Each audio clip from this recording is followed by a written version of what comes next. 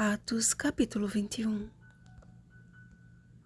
Então ele respondeu: Que fazeis chorando e quebrantando meu coração? Pois estou pronto não só para ser preso, mas até para morrer em Jerusalém pelo nome do Senhor Jesus. Versículo 13. A terceira viagem missionária de Paulo foi cheia de expectativa e de forte comoção entre os irmãos. Sabendo que Paulo estava seguindo para Jerusalém, temeram por sua vida, de forma que por mais de uma vez alguns irmãos foram usados pelo Espírito Santo para alertar a Paulo acerca do perigo que o aguardava naquela cidade. Decidido, porém, a prosseguir viagem, tomado de um ânimo e uma confiança sobrenaturais, Paulo procurou confortar os irmãos com a coragem de quem estava disposto a dar a vida, se preciso fosse, pelo nome do Senhor Jesus. A chegada do apóstolo em Jerusalém causou uma alegria geral entre os irmãos, e após seu minucioso discurso sobre o que Deus fizera entre os gentios por seu ministério, deram todos glória a Deus, mas também demonstraram sincera preocupação com a sua segurança. A notícia de que Paulo e os demais apóstolos não exigiam dos gentios a circuncisão se espalhou em falsos boatos, de tal forma que os zelosos judeus esperavam apenas uma oportunidade para lançar mão de Paulo e matá-lo. Na cerimônia de purificação, porém, pensaram os irmãos ser a chance de Paulo demonstrar a seus patrícios que ele respeitava sim os costumes da lei. No entanto, quase no findar dos 7 dias da purificação, alguns judeus da Ásia, reconhecendo a Paulo no templo, causaram grande tumulto entre o povo, acusando o apóstolo de apostasia. Agarrado pela multidão, Paulo foi arrastado para fora do templo e imediatamente foram fechadas as portas. Acho que os judeus tinham uma forma bem estranha de zelar por seus costumes. Pensavam que das portas para fora do templo podiam usar de violência contra seus semelhantes se estes não andassem conforme seus próprios critérios. Não foi a favor das leis escritas por Moisés que tão covardemente agrediram a Paulo. Este foi apenas mais uma vítima do zelo infundado de um povo que, vendo, não via e ouvindo, não ouvia. A violência é a manifestação mais eficaz da covardia. É o grito de quem não está disposto a ouvir. Sem nenhum direito de defesa, Paulo teria morrido espancado, não fosse a intervenção de Deus através do comandante da força. Carregado escada acima pelos soldados, o apóstolo chegou a um ponto em que pediu a palavra ao comandante. Gravemente ferido, aquele fiel servo de Cristo pediu permissão para falar aos seus agressores. Interessante observar que, ao fazer sinal com a mão, logo cessou o tumulto e fez grande silêncio.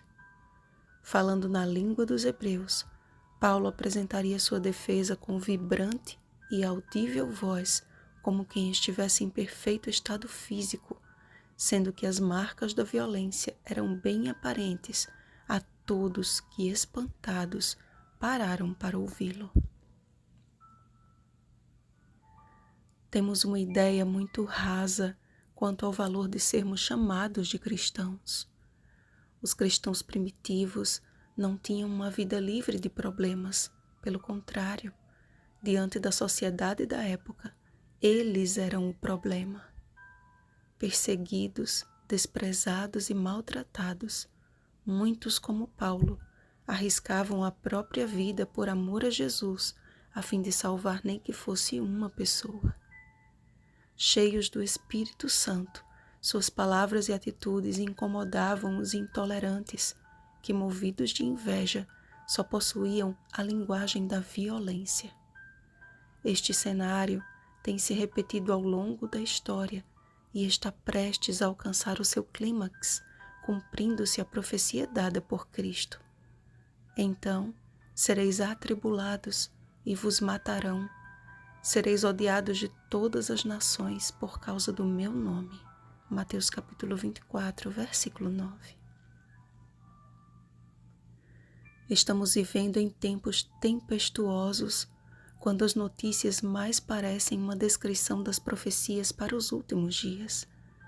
A natureza em ebulição, as variantes de uma pandemia que parece não ter fim, crise econômica, rebaixamento moral, o aumento significativo de conflitos civis e do número de refugiados compõem a lista das mazelas que têm transtornado o mundo. Cidades litorâneas inteiras estão sob ameaça de ficarem embaixo d'água daqui a alguns anos devido ao derretimento das geleiras polares. Enquanto isso, nos bastidores de Satanás, há um rápido avanço para que tudo isso aconteça nesta geração distraída e alheia aos últimos apelos do Espírito Santo, quando o ativismo tem tomado lugar do evangelismo. Eu não sei que parte das profecias escatológicas não são suficientemente claras para percebermos que estamos às portas do segundo advento de Cristo. O apóstolo Paulo e Filipe, o evangelista, viveram como se Jesus fosse voltar em seus dias. Eles entenderam que não era uma questão de quanto tempo faltava para Jesus voltar, mas quanto tempo suas vidas durariam a fim de serem servos fiéis e diligentes na obra da pregação do Evangelho. Sim, Jesus está muito perto de voltar. Quanto tempo? Não sabemos, mas de uma coisa sabemos: ele vem buscar um povo preparado. Alguns, como Paulo, terão de enfrentar a prisão ou até mesmo a morte. Outros acharão refúgio nos lugares remotos da terra. E ainda outros serão poupados, cada um com sua mulher e filhos, com o propósito de fazer parte do grupo de salvos que estarão vivos no grande dia do Senhor. Percebam o princípio ativo no caráter dos discípulos de Paulo: o amor.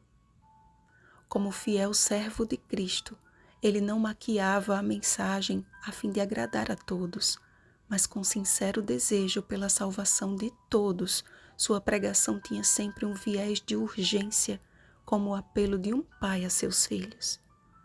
Nesse sentido, suas palavras soavam como uma bênção aos sinceros e humildes de espírito, mas como blasfêmias e insultos aos ouvidos dos rebeldes e negligentes. Quando as fogueiras forem reacendidas e os tribunais de inquisição novamente mostrarem sua força, revelar-se-á ao mundo quem são os verdadeiros adoradores. Esta terra será como campo de Dura, e os fiéis como os 3 jovens hebreus que, diante de uma multidão que se curvava à falsa adoração, permanecerão em pé, mesmo em face da morte. Daniel, capítulo 3. A preparação para este tempo deve ser feita hoje, agora. E quando a grande controvérsia for finalmente decidida, cumprir-se-á em nossa vida o mesmo que aconteceu com Sadraque, Mesaque e Abednego. Quando passares pelo fogo, não te queimarás, nem a chama arderá em ti. Isaías capítulo 43, versículo 2.